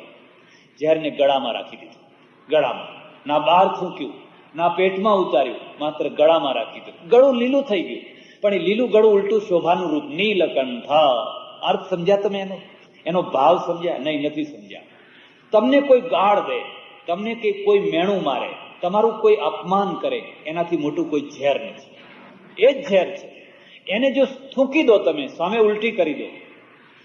તમે પેલા એક ગાળ દીધી, પેલા એક મેણું માર્યું, તારો બાપ આવો હતો, તારી માં આવી હતી, હવે ચાલ્યું. પછી હવે એટલેથી અટકવાનું હતું? કોઈ એમ કહ્યું તારો બાપ તો આવો હતો, એટલે તમે એમ કહી દીધું જાજા આવે તારી માં આવી હતી, એટલે હવે એટલેથી કામ અટકવાનું હતું? એ તો હવે 7 પેઢીનું ચાલવાનું. પછી કોણ જાણે કેટલી પેઢીએ જઈને અટકશે.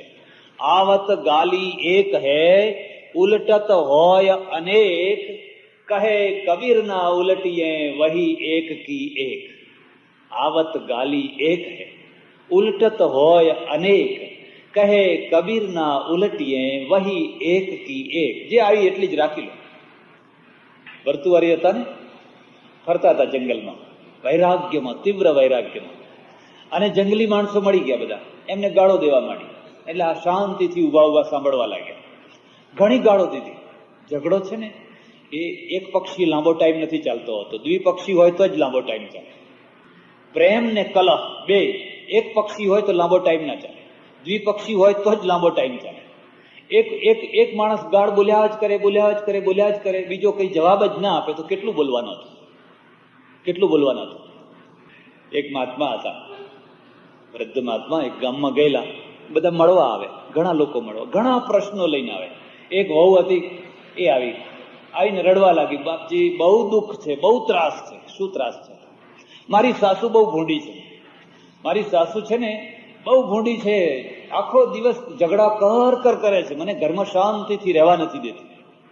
આ સાસુ વહુના ઝઘડા તો રહેવાના જ ને, અને ના રહેવા હોય પછી અમેરિકા જેવા કરો એટલે શાંતિ. અમેરિકામાં સાસુ વહુના ઝઘડા થતા, અહીં અમેરિકામાં સાસુ વહુના ઝઘડા નથી થતા તો કોના ઝઘડા થાય છે? પછી ધણી ધણિયાનીના ઝઘડા થાય છે ને. કાલે શનિવાર છે, હવે જોજો કાલ પાછા ખોળવા નીકળશે, પેલો પેલીને પેલી પેલાને ખોળવા, કે ક્યાં ગયા, ક્યાં ગયા, ક્યાં ખોવાઈ ગયા. તો હવે સાસુ વહુના ઝઘડા છે. બહુ કે મારી સાસુ બહુ ખરાબ છે, અને મને બહુ ત્રાસ આપે છે, બહુ ઝઘડા કરે છે. બેટા ચિંતા ના કરીશ, મારી પાસે એક મંત્ર છે, અને મંત્ર એવો છે કે જો હું આપું એ પ્રમાણે તું બરાબર પાલન કરે તો તારા ઘરમાં ઝઘડા ધીરે ધીરે શાંત થઈ જશે. બિલકુલ કોઈ દિવસ ઝઘડા નહીં થાય. હા શું છે, બહુ સારું તો એમણે જોડીમાં હાથ નાખ્યો અને એક રુદ્રાક્ષ કાઢ્યો.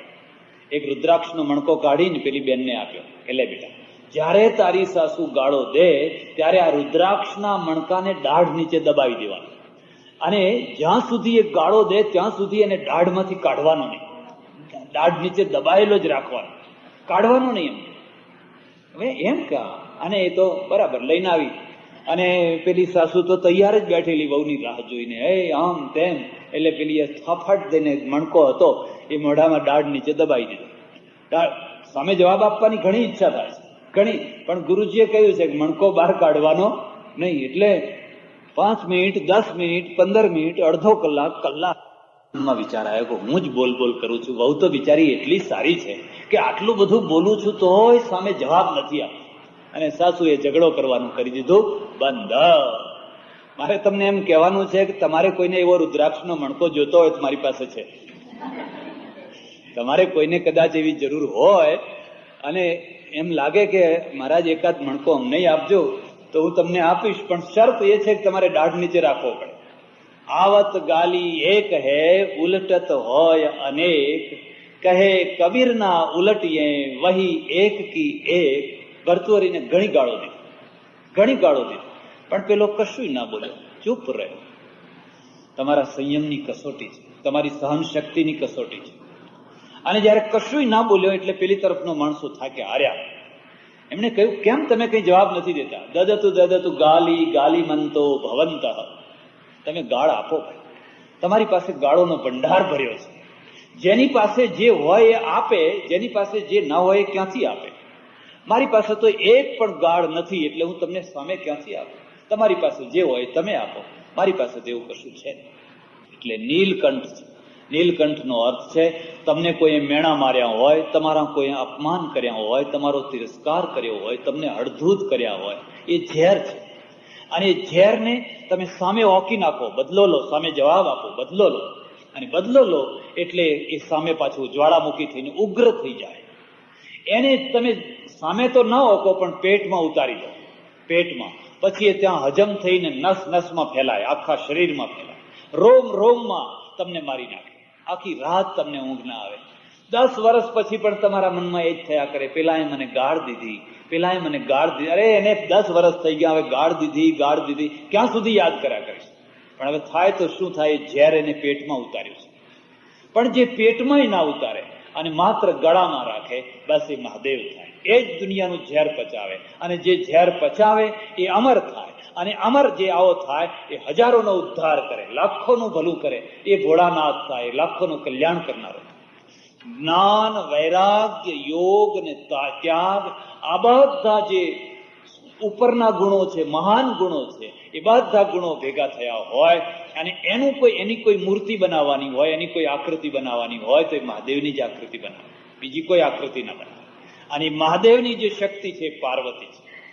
એટલા માટે મહાદેવ છે એ કોઈ વ્યક્તિ નથી, કોઈ ઐતિહાસિક વ્યક્તિ નથી. ઈસવીસન ફલાણા પૂર્વમાં કે આટલા પૂર્વમાં ફલાણા દેશમાં ફલાણા મા બાપના દ્વારા જન્મેલો, એવા કોઈ વ્યક્તિ નથી. બ્રહ્મા કોઈ વ્યક્તિ નથી, વિષ્ણુ કોઈ વ્યક્તિ નથી કે તમે એના મા બાપ કે બધું શોધી કાઢો.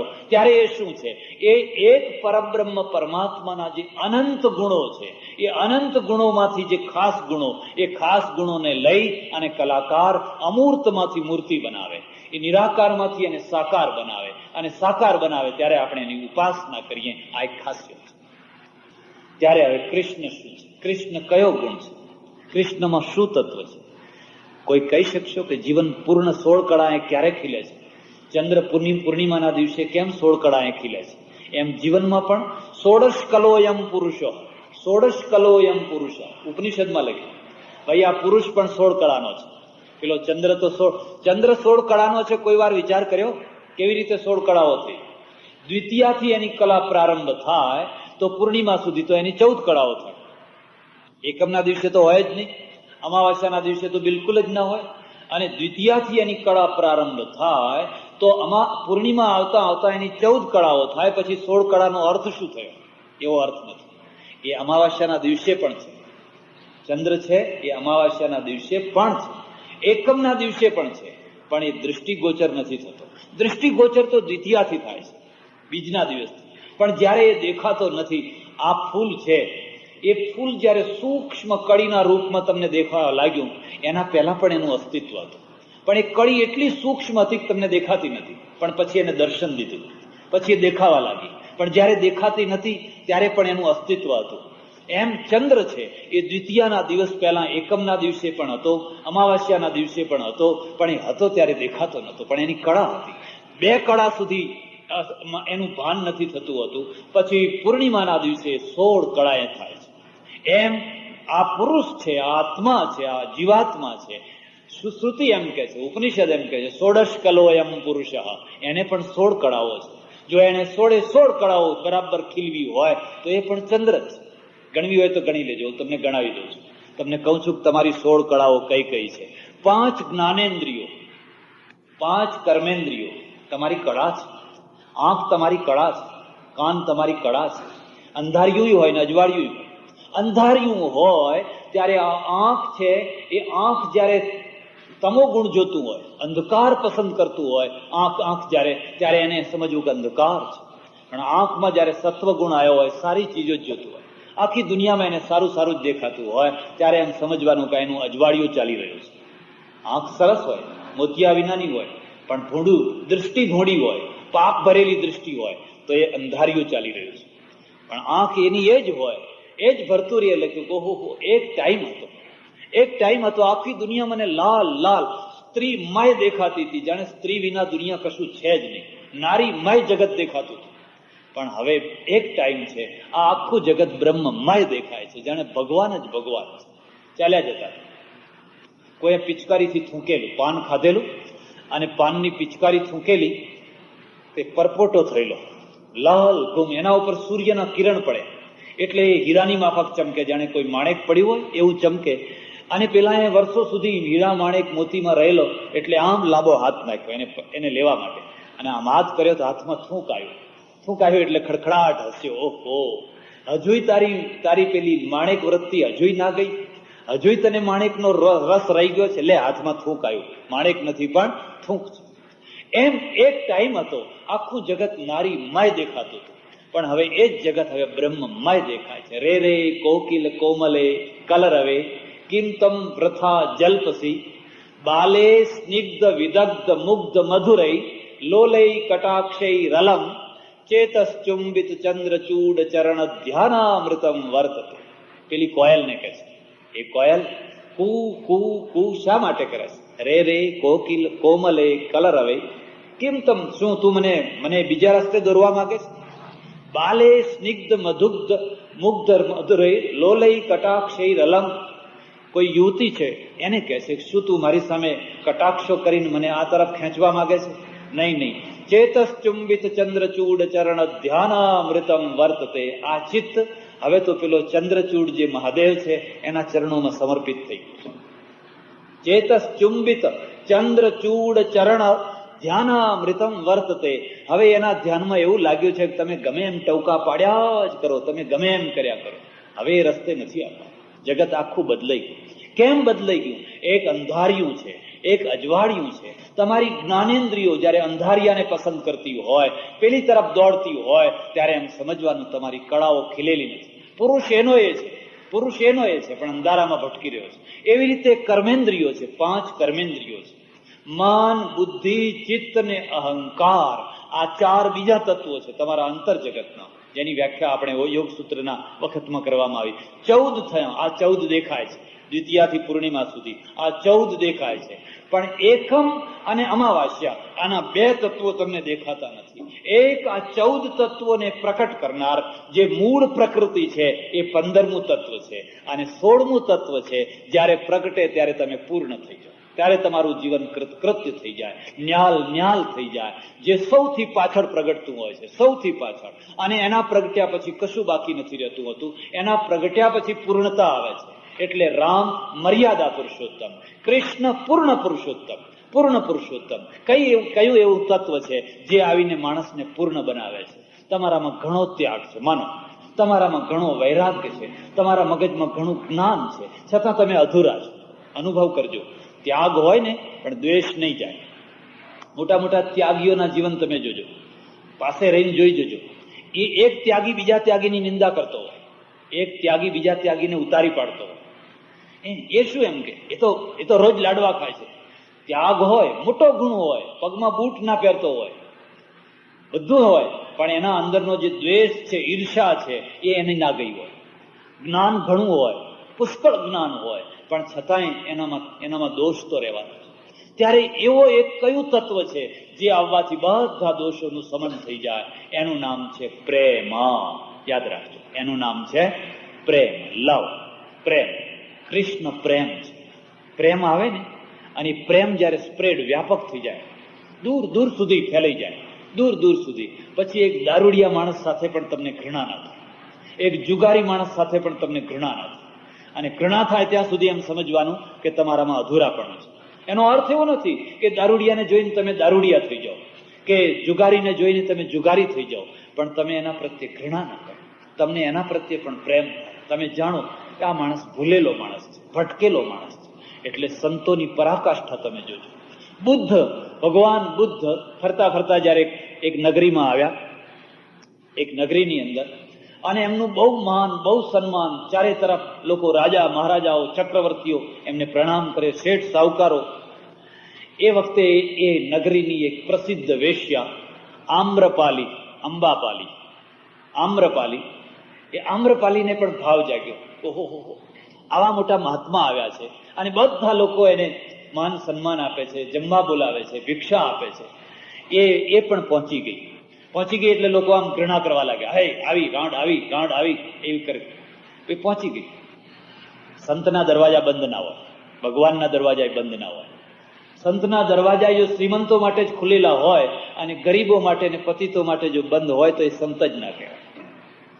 કોઈ શેઠ સાહુકાર આવે એમના માટે તો ટાઈમ હોય, પણ કોઈ ગરીબ ગરબુ આવે, કોઈ સામાન્ય પતિત આવે, એના માટે ટાઈમ ના હોય તો એ સંત ના કહેવાય. ભગવાન અને સંત એના દરવાજા સૌના માટે ઉગાડાય, સૌના માટે ઉગાડાય.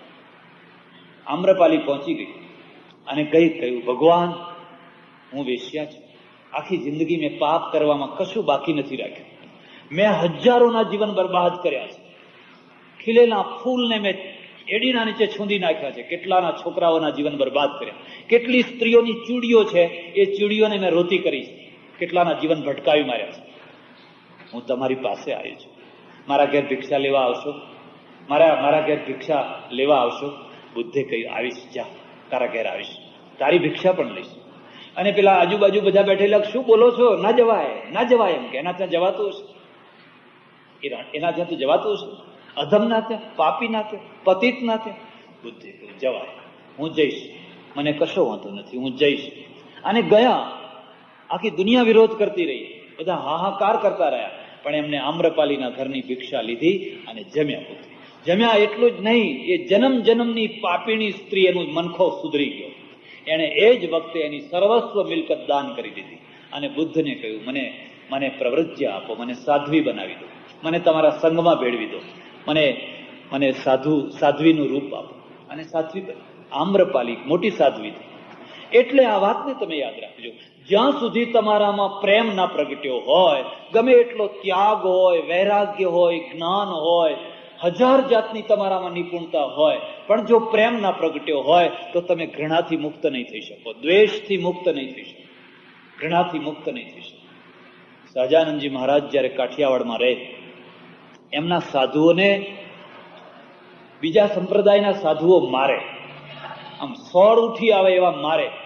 સાંજે જયારે આવે અને એમના ઉઘાડા બૈડાને પેલા જોએ, બતાવે, અને એમ કે જુઓ, આ ફલાણા રામાનંદી સાધુએ, ફલાણા સાધુએ અમને મારી આ બૈડો આવો લાલ ચોર કરી નાખ્યો છે.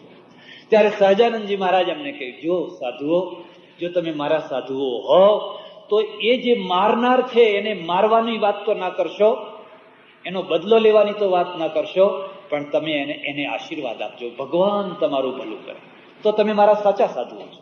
પણ જો તમે બદલો લેવાની ઈચ્છા રાખો અને તમે મારનો બદલો મારથી લેવાની ઈચ્છા રાખો તો તમે મારા સાધુ ન થશો, તો ભલા થઈને તમે અહીંથી વિદાય થશો. કેટલો પ્રેમ હશે, કેટલી પરાકાષ્ઠા હશે, ત્યારે પેલા વિરોધીને પણ આટલા આશીર્વાદ આપવાની વૃત્તિ થઈ. ગુણાતીતાનંદ સ્વામી અને ગુણાતીતાનંદ સ્વામીને એક પટેલે આમંત્રણ આપ્યું. કાઠિયાવાડનો નકશો તમને ખબર હોય, કાઠિયાવાડનો ઇતિહાસ તમને ખબર હોય તો તમને કલ્પના આવી શકે. દરબારીઓ રાજ જોયું. દરબારો બધા મોટા ભાગના દારૂડિયાઓ, વ્યસની, અને વ્યસનમાંથી હજાર જાતના પાપો ઊભા થાય. પ્રજા પીસાતી હોય, પ્રજાનો કોઈ સાંભળતું ના હોય, એવી ભયંકર પરિસ્થિતિમાં તમારું અનાજ તમે ના ખાઈ શકો, તમારા કપડાં તમે ના પહેરી શકો, સારી રજાઈ બનાવી હોય તો ખૂંચવીને ચાલતો, ખડું તૈયાર થયું હોય. એ પટેલોએ જે સહન કર્યું છે એ તો તમે એનો ભૂતકાળ જુઓ તો ખબર પડે. આખું ખડું તૈયાર કર્યું હોય ને પેલો દારૂ પીધેલો ઘોડા ઉપર બેસીને આવે અને એને કહે, પટેલ કેટલા મણ ઘઉં થશે? બાપુ 40 મણ થશે. એમ સારું, જાઓ 10 મણ રાખજે, 30 મણ મારા ઘેર નાખી દેજે, તારે શું કરવા છે? એ 10 મણ રાખી અને તૈયાર પકવેલા 30 મણ ઘઉં એના ત્યાં જઈને નાખી આવવા પડે. કોઈ કાયદો કાનૂન, કોઈ કોર્ટ, કશું. વર્ષો સુધી આવું પીસાતા રહ્યા. એક પટેલને બહુ ભાવ જાગ્યા. એમણે ગુણાતીતાનંદ સ્વામીને બોલાયા. એ એમના 2-4 સાધુઓ સાથે એના ત્યાં પહોંચી ગયા અને ગુણાતીતાનંદ સાધુનું તો સત્કાર ને બધું કરીને પટેલ તો ગાંડો થઈ ગયો, મારા ત્યાં સંત આયા.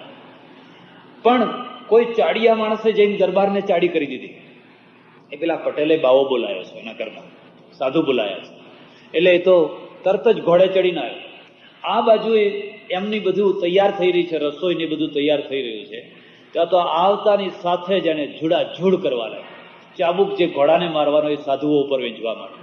પેલા પટેલ ઉપર, મારું ગામ બગાડવા આવ્યો છે, આ બધાને ભગતડા બનાવવા આવ્યો છે, તો પછી મારો દારૂ નહીં વેચાય તો ટેક્સ કેવી રીતે આવશે? તો પીઠા બંધ કરવા આવ્યો છે. અને પેલા એ કહ્યું, નહીં દરબાર, પીઠા બંધ થશે તો તમારો ખજાનો ખૂટી નહીં જાય, તમારો ખજાનો વધારે ભરે છે. પણ કોણ સાંભળવાનું હતું? બુદ્ધિ હોય સાંભળે. અને તૈયાર થયેલી રસોઈ ઢોળી નાખી, વાસણોને બધાને એમ રમણ કરી નાખ્યા અને સાધુઓને ગામ બહાર કાઢ્યા. પેલા પટેલનું મન કપાઈ જાય આવા દરબાર. છતાંય એ સાધુઓ ગયા, ગામથી બહાર જઈ અને તળાવના પેલા કિનારે દૂર જઈ અને બેઠા. 3-4 સાધુઓ, ગુણાતીતાનંદ સ્વામી બેઠા છે. પેલા પલળેલા લીલા કપડાં છે, સવારના નાયેલા, એક જગ્યાએ સૂકવ્યા છે. અને ગુણાતીતાનંદ સ્વામી કહે છે, જુઓ સાધુઓ, જે દરબારે આપણને માર્યા એમનું ભૂંડું ના કરાય હો, એમના માટે એમને શ્રાપ ના અપાય હો, એમનું નખો જ જજો એવું ના બોલાય હો. એટલે એક સાધુ કહે છે, મહારાજ તમને ખબર નથી, એનું નખો જ જવાનું જ છે, એને સંતાન છે જ નહીં, એ તો નખોદિયો જ છે, એને કોઈ છોકરું છે જ નહીં. એમ એવી વાત છે? હા, તો આપણે બધા બેસીને ભજન કરીએ અને ભગવાનને પ્રાર્થના કરીએ કે એના ઘરમાં પારણું બંધાય. સંતને સંતપણા રે નથી મફતમાં મળતા, સંતને સંતપણા રે નથી મફતમાં મળતા. અને એ સાધુએ બેઠા ભજન કરી અને ભજન કરીને પ્રાર્થના કરી, હે ભગવાન, એના ઘરમાં પારણું બંધાજો. એના ઘરમાં કોઈ છે? કયો આવો ગુણ છે જેને ચાબુક લઈને ફરી વળ્યા, જેનું અપમાન કર્યું, જેની રસોઈ ઢોળી નાખી, એને પેલા એકલા બેઠા કહે છે કે એના ઘરમાં પારણું બંધાય. 12 મહિના થતા પારણું બંધાય. 12 મહિના થતા તો એના ઘરમાં છોકરું રડવા લાગ્યું. અને દરબારને નવાઈ લાગી કે આ મારી વૃદ્ધાવસ્થાની આટલી ઉંમરે આ મારા ઘરમાં પારણું કેવી રીતે બંધાયું?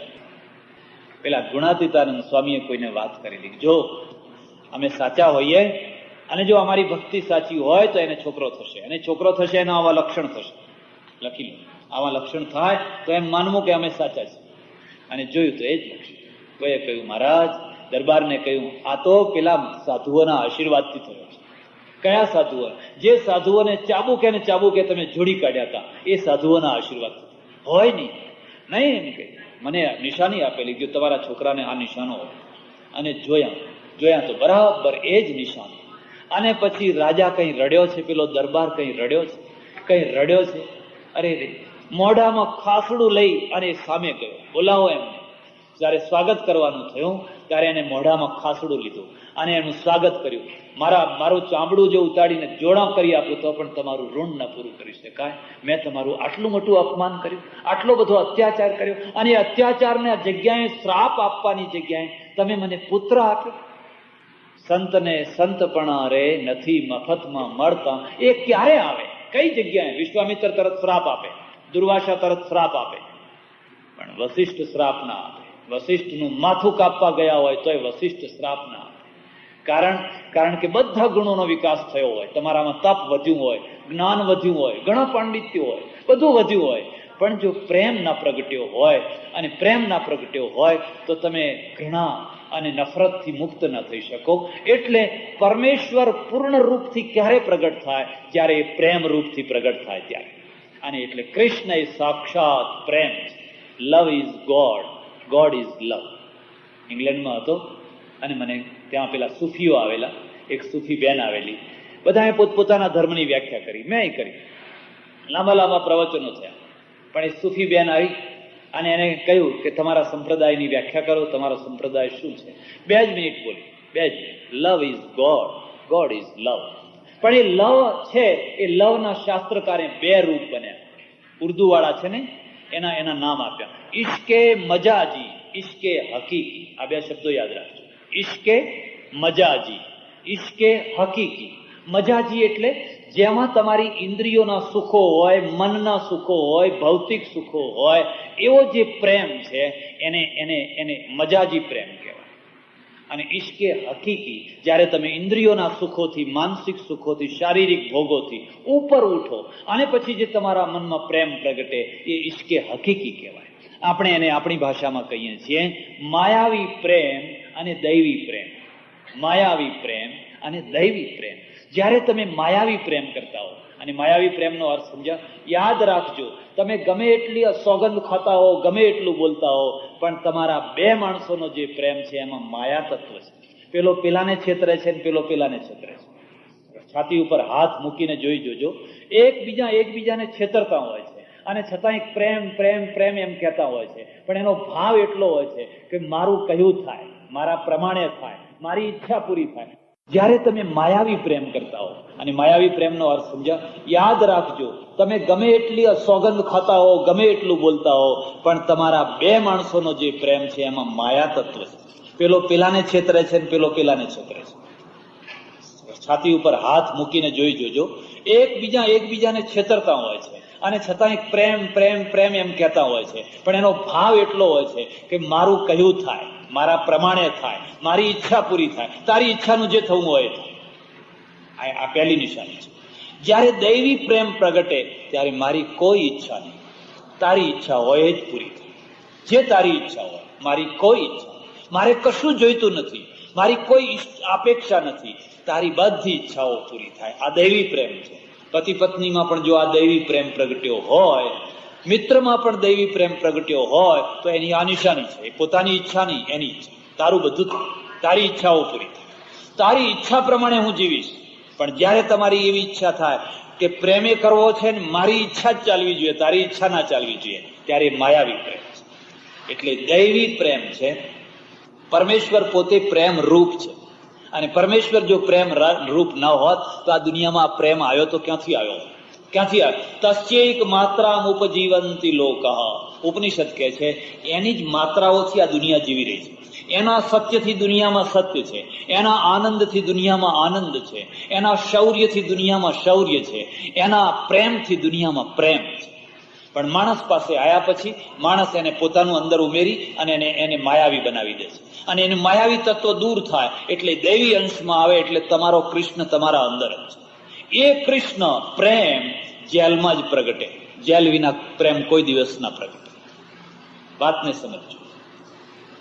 આ દેશમાં તમને પ્રેમ જોવા નહીં મળે. કેમ નહીં મળે એનું પણ કારણ કહું. કદાચ હું અતિરેક કરતો હું, હશે, અહીંયા પણ હશે, પણ કેમ નહીં મળે એનું પણ હું તમને કારણ કહું છું. જે પ્રેમમાં વિયોગ ન હોય, જે પ્રેમ ઉપર ભય ન હોય, જે પ્રેમના ઉપર જલ્લાદની તલવાર ન હોય, એ પ્રેમ જ ના થઈ શકે. કસોટી વિના બહાર ના નીકળી શકે. જો અગ્નિ વિના જ સોનું હોય તો પિત્તળ એ સોનું થઈ ગયું હોય, પિત્તળ પણ સોનું થઈ જાય. પણ સોનાની કસોટી પીળા રંગમાં નથી, સોનાનું મૂલ્ય પીળા રંગમાં નથી, પણ સોનાની કસોટી અગ્નિમાં છે. જેલમાં જ પ્રેમ પ્રગટે, જેલ વિના પ્રેમ ના પ્રગટે. તમારા ત્યાં જે પ્રેમની ગાથાઓ છે, પછી લૈલા મજનુની હોય, શીરી ફરહાદની હોય, કે પેલા હીર રાંઝાની હોય કે કાઠિયાવાડમાં પેલો થયો ને કોણ કાઠિયાવાડમાં એક થયા ને હું ભૂલી ગયો પેલી ભેંસો લાવવાનું શેણી વિજાણંદ હોય એ બધાનો પ્રેમ જેલમાં પ્રગટે. જો એ શેણીના બાપે એને છૂટ આપી દીધી હોત પેલા અહીંયા હાથ માગ્યો ને બીજા દાડે ગગલો પરણી જાવ તો પ્રેમ ના હોત. બીજા દિવસથી જે ઘરમાં લડવા માંડ્યા હોત, બીજા દિવસથી જ એક એક નાની નાની ચીજો માટે લડવા માંડ્યા હોત. પ્રેમ જેલમાં પ્રગટે, જેલ વિના પ્રેમ ના પ્રગટે. અને જેલ છે જમનાના પેલા કિનારે જઈને ઉછરે. જમનાની વાત આજે નહીં કરું, પછી કરીશ, પણ એટલું યાદ રાખજો. હવે જે પ્રેમ છે એ પ્રેમ જ કંસને મારી શકે. કૃષ્ણોપનિષદ છે, આખું કૃષ્ણોપનિષદ. પ્રેમ સિવાય તમે કંસને ના મારી. કંસ કામ છે. જય શત્રુ મહાબાહો કામ રૂપમ દુરાસદમ. અર્જુનને કહ્યું, અર્જુન આ કામ એ જ તારો દુશ્મન છે, એ જ તારો મોટામાં મોટો દુશ્મન છે, એ જ તને જીવવા નહીં દે. પણ એને કોણ મારી શકે? પેલો પ્રેમ જ મારી શકે. પ્રેમ વિના એને મારી ન શકાય. એટલે હવે પ્રેમને મારવામાં, એટલે પહેલા હું બધું એનું વિવેચન કરી દઉં. મોર મુગટ છે શા માટે છે? બધાને નહીં, કૃષ્ણને જ મોર મુગટ કેમ છે? મોરના જે પીછા છે એમાં જે સૌંદર્ય છે એ સૌંદર્ય તમને બીજી કોઈ જગ્યાએ નહીં દેખાય. એમાં જે રંગ ભરેલા છે, પેલું શાસ્ત્ર એમ કહેવા માંગે છે કે પ્રેમથી દુનિયામાં વધારે કશું સૌંદર્ય છે જ નહીં. છે પ્રેમથી વધારે બીજું કોઈ સુંદર નથી. તમારી રૂપાળામાં રૂપાળી પત્ની હોય, રૂપાળામાં રૂપાળી પત્ની હોય, કે તમારો રૂપાળામાં રૂપાળો પતિ હોય, પણ એ રૂપાળી પત્નીની અંદર પણ જો પ્રેમ ન હોય તો એ તમને ઝેર જેવી લાગશે, ઝેર જેવી. અને તમારું કાળું બાળક હોય, કલુટું હોય, નાક મોટું હોય, હોઠ મોટા હોય, પણ તમારો એના ઉપર પ્રેમ છે તો એમાં તમને બહુ સૌંદર્ય દેખાશે. રાજાએ એના હફસીને, એના પહેરેદાર જે હફસી હતો એ હફસીને કહ્યું, જો કાલે જા આખા ગામમાં ફરજે અને સારામાં સારું રૂપાળું બાળક હોય એને લઈ આવજે. કે આ લઈ આવીશ. અને હફસી આખા ગામમાં ફર્યો. એક બાળકોને જોયા પણ એનું મન ના ઠર્યું. એની હફસણ પાછી એના ખોળામાં પેલું જાડા હોઠ, લાંબુ નાક અને એવી આંખો ને કાળું મેશ એવું જે છોકરું હતું એ હાથમાં લીધું. અને એનું મન કઈ રાજી થયું, કઈ રાજી થયું. એ રાજા પાસે લઈ આવ્યો. લાયો બાળક? કયું લાયો? કે આખા ગામમાં આ જ રૂપાળું છે કે અમારે આનાથી વધારે કોઈ રૂપાળું નથી, આનાથી વધારે કોઈ સુંદર નથી. એમાં જે સૌંદર્યની વાસ્તવિકતા છે એના કરતા એની ભાવનાત્મક વધારે છે. એટલે પ્રેમથી વધારે કોઈ પ્રેમ રૂપાળો છે, પ્રેમ સુંદર છે. અને એટલે તમે જ્યાં પ્રેમ હશે ત્યાં એ ગમે એવી કુરૂપતા કે ગમે તે હશે પણ તમને સુંદર જ લાગશે. બહારનો પદ. એટલા માટે આ મુદ્દાને સમજજો. ભારતીય સંસ્કૃતિની પરંપરામાં લગ્ન સંસ્થાનો આધાર સૌંદર્ય નથી માન્યો. જ્યાં લગ્ન સંસ્થાનો આધાર સૌંદર્ય માન્યો ત્યાં લગ્ન સંસ્થા ચંચળ થઈ ગઈ, ખતમ થઈ ગઈ.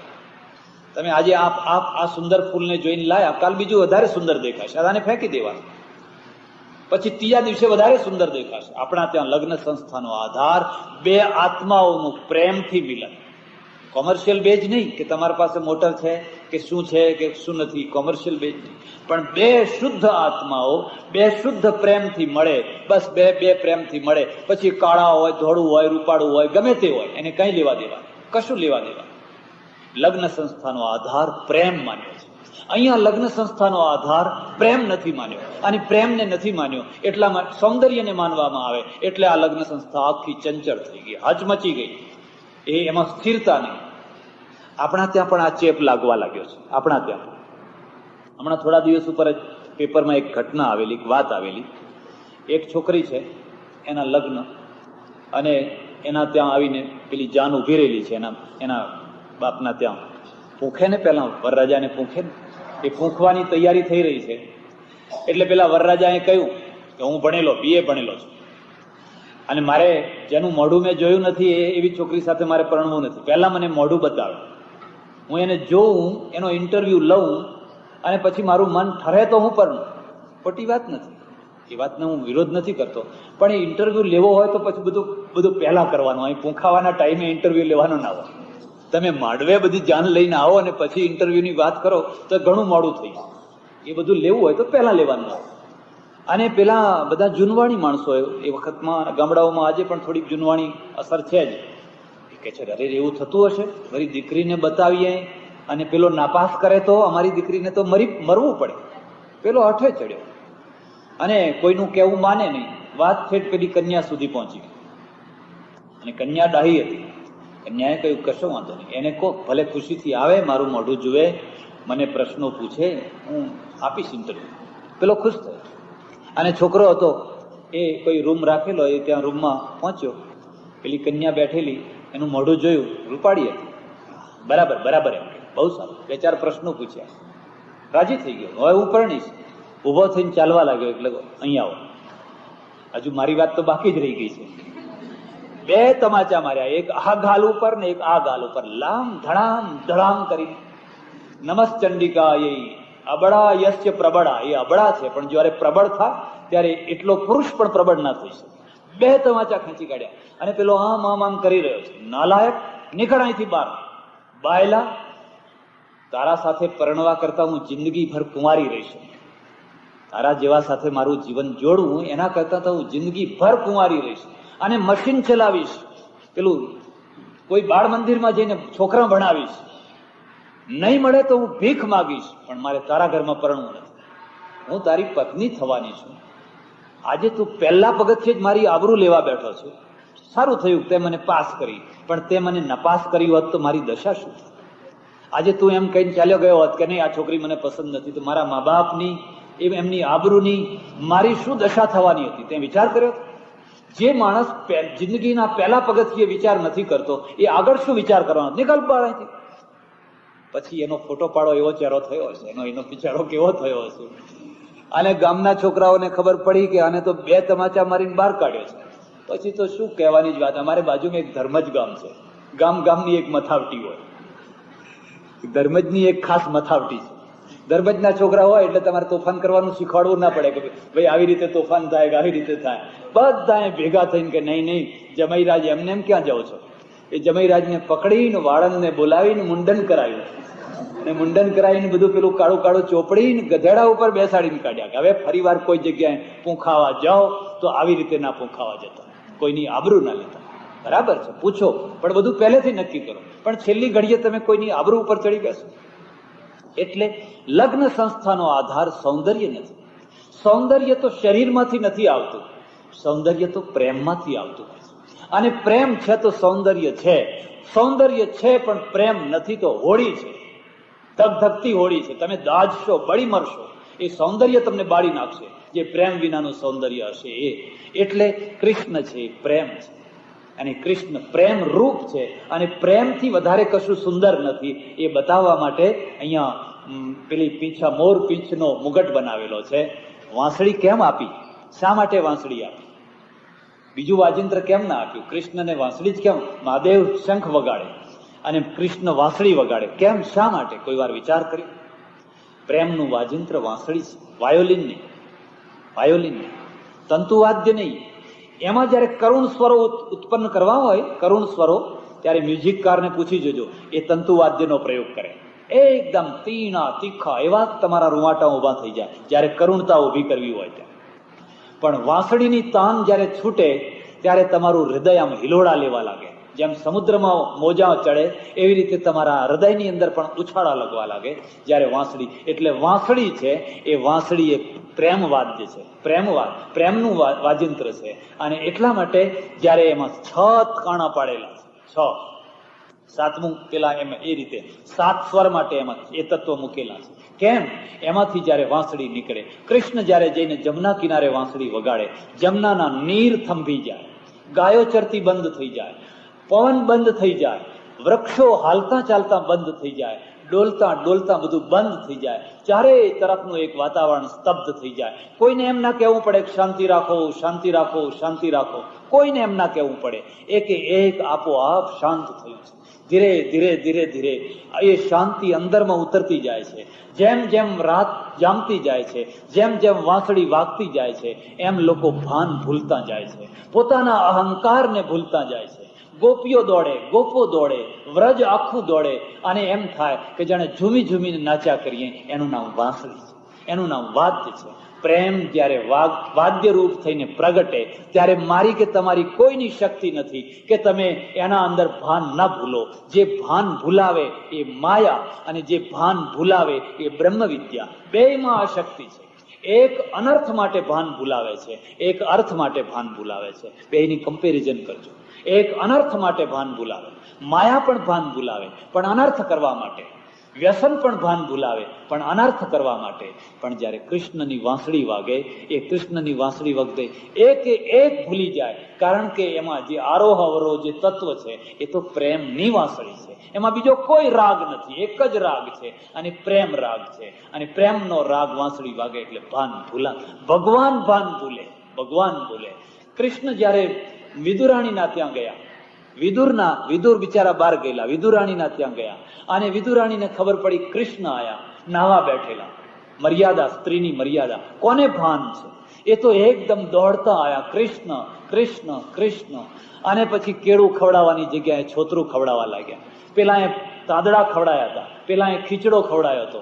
એ ખીચડાનું મહત્વ નથી, એ ખીચડાની સાથે આવેલું જે માધ્યમ પ્રેમ છે એ પ્રેમનું મહત્વ છે. અને પ્રેમનું મહત્વ છે એટલા માટે કૃષ્ણ પોતે પણ ભાન ભૂલીને ખાય છે. વિદુરાણીને કહે છે, મેં ઘણા પકવાન ખાધા પણ આજ જે તારા કેળામાં સ્વાદ આવ્યો એ કદી નથી આવ્યો.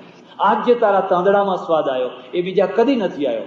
રૂક્ષ્મણીએ પૂછ્યું કે આ શું થઈ રહ્યું છે, શું ખાઈ રહ્યા છો? મારો મિત્ર તાંદડા લાવ્યો છે, બંટીના તાંદડા લાવ્યો. અરે તમારા ત્યાં કોઈ પકવાનનો અભાવ છે કે તમે હોંશે હોંશે મુઠ્ઠીએ મુઠ્ઠીએ ખાઈ રહ્યા છો?